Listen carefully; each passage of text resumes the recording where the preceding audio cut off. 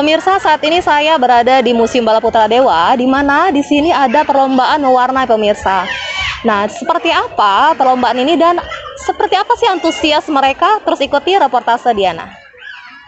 Seperti inilah lomba mewarnai tingkat PAUD dan TK yang dilaksanakan oleh pihak Museum Balaputra Dewa. Terlihat antusiasme dan kekocakan 600 orang anak yang menjadi peserta lomba mewarnai ini. 20 karena pandemi Covid kami tiadakan. Nah, untuk tahun ini karena sudah turun ke zona 2, maka kami beranikan diri untuk mengadakan lomba untuk anak-anak PAUD, tapi kami batasi.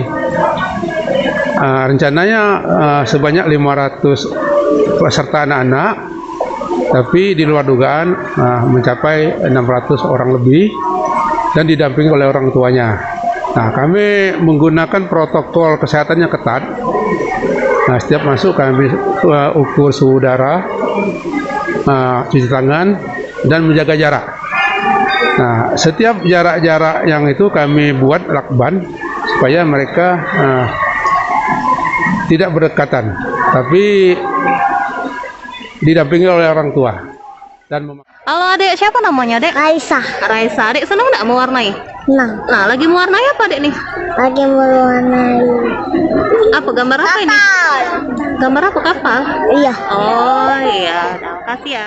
Selain prokes ketat, para peserta lomba didampingi oleh orang tua.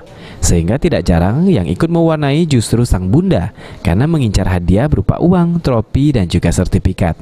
Nah pemirsa, saya tadi sudah menyaksikan ada kegiatan lomba mewarnai di sini dan alhamdulillah semenjak pandemi sudah melanda ini kegiatan sudah banyak yang dilakukan. Semoga pandemi kita tetap berakhir dan kegiatan tersebut tetap berlanjut. Diana Sandi Pratama melaporkan.